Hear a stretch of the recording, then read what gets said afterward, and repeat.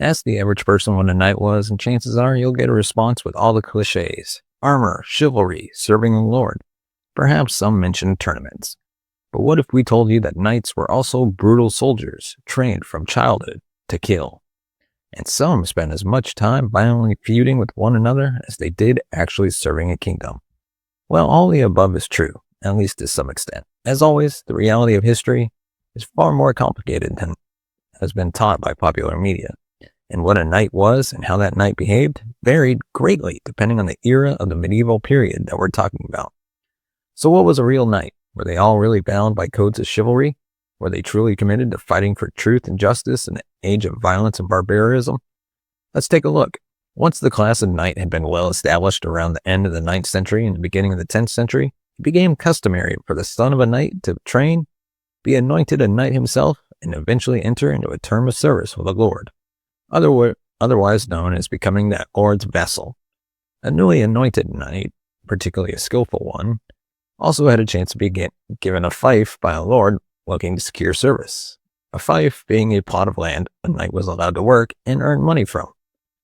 But what tends to get overlooked is that a knight's value originally came from being an elite military unit. Knights were simply heavy cavalrymen, with the term knight itself being nothing more than a military designation. This would change as the medieval period progressed, but we'll get into that later. For now, keep in mind that it was the most professional, fiercest knights that were sought out by lords, meaning that relentless training was a necessity. The son of a knight was expected to train from the age of 7 to the age of 21, and you can bet that elite medieval military standards were ruthless. And at age 7, the boy was sent off to the lord of the land's household, given the title of page, and immediately thrust into a heavy fitness regime. It wasn't all physical, though, with the page also expected to excel in basic academic studies, including the code of chivalry. Between academics and fitness, a page was also sent off to participate in extended hunting outings as a huntsman. After the introductory period, a page was then assigned to an established knight as a servant, taking over duties such as cleaning armor, caring for horses, and handling baggage. It wasn't uncommon for a page to even be taken on knightly expeditions, meaning that the boy, not yet having hit puberty, was likely to come face to face with violence and even death. Older pages would start receiving training with weapons, get general tutelage in combat and warfare, and eventually graduate from a page to a squire at the age of 14. A new squire was first and foremost given his own sword and armor in a religious ceremony, after which the real training could start, namely the notoriously difficult 7 points of agility. The 7 agilities were a physical training regimen designed to truly chisel a boy into a versatile athlete, involving the mastering of activities like fencing, wrestling, long jumping, bow shooting, climbing, swimming, riding, and even dancing. If this doesn't sound overwhelming enough, keep in mind that all the above had to be done while wearing full armor at some point. During all of this, a squire would also have to be desensitized to violence in accordance with his future job. As such, squires, still just teenagers, were sometimes required to systematically slaughter livestock with a sword, most commonly pigs. The gruesome task familiarized the boy with the sounds of screaming, the sight of gore, and the smell of fresh, spilled blood. When a squire turned 21, he was eligible to be knighted, and could, depending on his performance, enter into the service of a lord. The goal always was to be awarded a fief, but only a few of the squires ever caught the attention of particularly wealthy lords. Knighting usually happened on Easter or Christmas, and in an elaborate ceremony, the squire swore an oath to a lord, who would in turn touch a sword to each of the squire's shoulders. Now, all this talk of brutal training regimes and children being chiseled into fighters may be a bit surprising. Wasn't there an age of chivalry? Weren't knights brave, courteous men that defended the weak, stood for justice, and treated ladies with respect? As it turns out, how knights behaved, and whether a true age of chivalry ever really existed, is a highly speculative topic. Our modern perception of knights comes predominantly from Renaissance books like Morte d'Arthur, which worship the dignified King Arthur and his valorous Knights of the Round Table. The content of such books was drawn from chivalric romances rather than historical records, so it's perhaps best to say that La Morte d'Arthur was accurate in depicting knights as dime store westerns were in depicting cowboys. This isn't to say there wasn't a code of chivalry, because there certainly was. In that regard, however, it's important to understand the intention of the code and appreciate that it changed dramatically throughout medieval period. Going way back, the words chivalry and cavalry have a very close relationship. Chivalry comes from the old French term chevalier, which roughly translates to horse soldier. The earliest true knights anointed under the Frankish king Charlemagne between 768 and 774 were nothing more than elite cavalrymen. Charlemagne rewarded his fiercest cavalrymen with land as a means to secure their loyalty, and in doing so, a new warrior class was created, destined to become wealthy and influential in their own right. The key here is that the elite cavalrymen were given a code of conduct to aspire to, which in the early days simply involved following orders and performing professionally. But as the reverence and prestige heaped upon cavalrymen grew, so the code of chivalry also evolved, soon including additions like how to behave toward lower-ranking soldiers. Time passed, and the warrior class of knights grew even wealthier and more influential.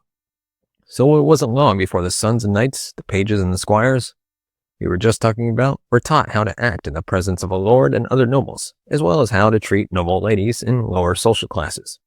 Historian Leon Gautier, in his 1884 book La Chevalerie, summed up the chivalric code with key points including, quote, "Thou shalt defend the church and believe all that it teaches. Thou shalt respect the weak and defend them. Thou shalt not recoil before thine enemy. Thou shalt never lie and always be true to thine word. Thou shalt be generous. Thou shalt be the champion of the right and the good." Now, to be clear, no such list ever existed in the medieval period. Gautier took information from multiple medieval and Renaissance texts and boiled them down into what he felt were the key chivalric aspirations. More to the point, and much more controversially, it's also very debatable as to whether knights paid any attention to these teachings at all, or at least whether they observed the code of chivalry when not in the presence of nobles who could hold them accountable for their behavior. The idea that there was ever an age of chivalry at all, generally said to be the 11th and 12th centuries, has also been called into question. Notably, late 1700s Swiss historian and economist Jean-Charles Leonard I'm going to butcher that name, argued that the age of chivalry exists only due to the romanticized writings of the Renaissance era, saying, quote, "The more closely we look into history, the more clearly shall we perceive that the system of chivalry is an invention almost entirely poetic. It is impossible to distinguish the countries in which it is said to have prevailed. It is always represented as distant from us both in time and place.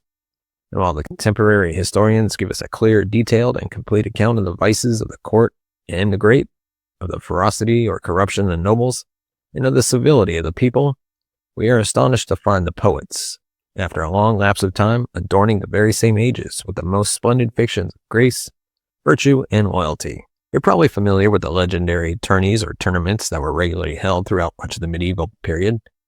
Tournaments were, as is often depicted in the movies, highly popular, potentially very lucrative spectator sports that pitted knight against knight.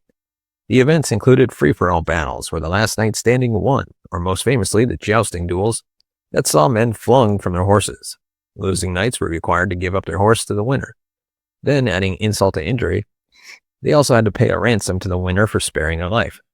As you can imagine, violent feuds were a common highlight of these events, and getting killed by a rival, either over the course of the tourney or as an act of revenge, was fairly common. The petty violence that characterized later tournaments wasn't, of course, the original intent. The sport had originally been introduced in the mid-1100s as a way for knights to demonstrate their skills to prospective lords and to keep fighting sharp for the ongoing Crusades. But the social role of knights was already changing, and as the knight nobility classes became increasingly intertwined, trivial infighting became even more infrequent. Most distressing is that feuds sometimes spilled over from tournaments into the outside world, resulting in knights clashing in fatal duels and sometimes entire regions being provoked into riots. In extreme cases, a feud could even escalate into a full-scale conflict, erupting in knights and nobles raiding one another's fiefs and burning one another's property. Not surprisingly, the church quickly took a firm stance against tournaments, calling the events inventions of the devil that served only to lure young men into fighting one another, as opposed to the common foreign enemy of the Muslims. The clergy went so far as to forbid those who were killed in tournaments from being buried on holy grounds, which was a pretty extreme punishment at the time. King Henry II, ruling between 1154 and 1189, was finally pressured into banning the events, though his decision didn't last long, with his son, Richard the Lionheart, soon lifting the ban in 1194. From that point on, tournaments were strictly regulated, though remained popular throughout the Crusades until being halted for good in the 1620s. Speaking of the Crusades, it's often suggested that Pope Urban II launched the campaigns partially as a way to distract nobles and knights from fighting one another. Infighting had been rampant even before the tournaments, and the church intended that knights and nobles put aside petty feuds and join forces against the Muslims. Urban II said, quote, "Hence it is that you murder one another, that you wage war, and that frequently you perish by mutual wounds. Let therefore hatred depart from among you, let your quarrels end, let wars cease, and let all dissensions and controversies slumber. Enter upon the road, wrest that land from the wicked race, and subject it to yourselves." As the lengthy age of Crusades arrived, taking place between 1099 and 1291, the clergy took the opportunity to try and bring order to the class of knights, attempting to reform it into something closely tied to religion, and this gave rise to the now popular cliché of a holy knight, a knight that saw himself as acting in accordance with the Word of God. Various military orders were born, all directly under the church, and the code of chivalry became strongly associated with Christian ideals. Some of the first chivalric orders included the Knights Hospitaller, the Teutonic Knights, and the now iconic Knights Templar. With all this talk of rigorous training and fighting in the Crusades, it may surprise you to learn that knights were only required to work 40 days a year. Add to this that a knight was also often a landowner, and that a knight's lord was expected to provide aid to that knight when the time called for it, including lodging, food, training equipment, and horses, and it may seem like a pretty ridiculous arrangement, but it happens to be absolutely true. Does this mean, however, that knights were some of the most overvalued, overcompensated military units in history? While leading up to the Crusades, it is true that the knights only owed 40 days of service to a lord each year, though the arrangement only applied during times of peace. A knight could also be called to extended periods of service as needed. Keep in mind that serious injury and death were very real possibilities. Also keep in mind that some vassal knights were landowners and therefore taxable by their lords.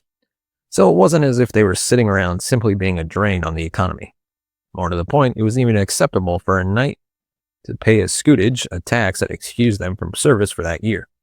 The 40-day arrangement was seen as mostly agreeable until around the middle of the 13th century, with knights that did meet their 40-day obligation patrolling the kingdom, acting as a bodyguard in the lord's castle, or serving in some other appropriate way. However, the agreement began to fall apart as the class of knight evolved, and as it became increasingly more common for military campaigns to extend out into foreign lands. This new type of campaign, most prominently the Crusades, demanded military service for months, or even years, so knights were far less likely to willingly get involved.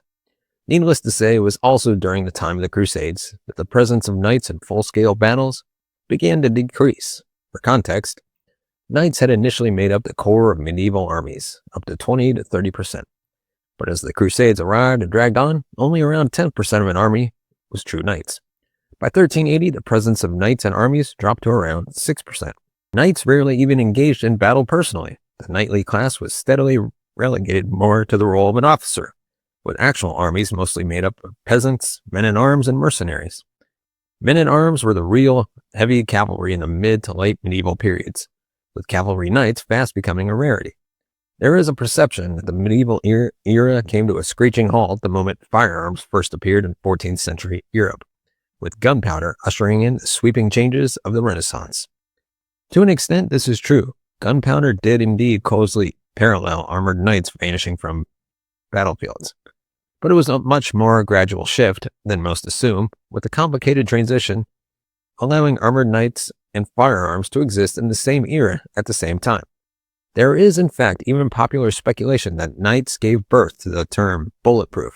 The remaining military knights were being peppered by bullets for the first time, and after enjoying centuries of semi-protection from arrows and crossbow bolts, they now had to deal with the reality that bullets were far more dangerous than either. So naturally, knights began to seek out reliable blacksmiths who could make armor strong enough to withstand musket balls. And contrary to popular belief, medieval armor could indeed resist early firearms, at least some of the time. It's said that as proof to their clients that their armor could stop a bullet, a blacksmith would fire a shot into the armor, thus providing proof. This ritual supposedly became so common that armor on display today, showing distinctive dimples, It's pointed out as a leftover from a blacksmith firing a bulletproof shot into the chest plate. Some historians dispute the bulletproof story, but either way, the real point is that armored knights and firearms coexisted. So if it wasn't gunpowder that officially made knights obsolete, what was it that transitioned the world from medieval warfare into the next era? Well, as we've already alluded to, by the time firearms became common, traditional warrior knights barely existed. The term knight had become more an indication of social standing over the course of the 12th century, referring to a noble or a landowner rather than a military unit. To try and make sense of these social changes, a distinction began to be drawn between Miles Gregarious, a non-noble cavalryman, and Miles Nobilis, or true knights. The late 12th century also saw the knight and noble classes officially merge, further diluting the true warrior into a measure of status. And that was our deep dive into the 5 shocking facts about knights. Give me your thoughts on this topic in the comment section below. And if there's anything else you want covered in future episodes, let me know. And of course, if you want to support the channel, buy us a coffee at buymeacoffee.com/LarryMLease. As always, thank you so much for watching and listening. We will see you next time.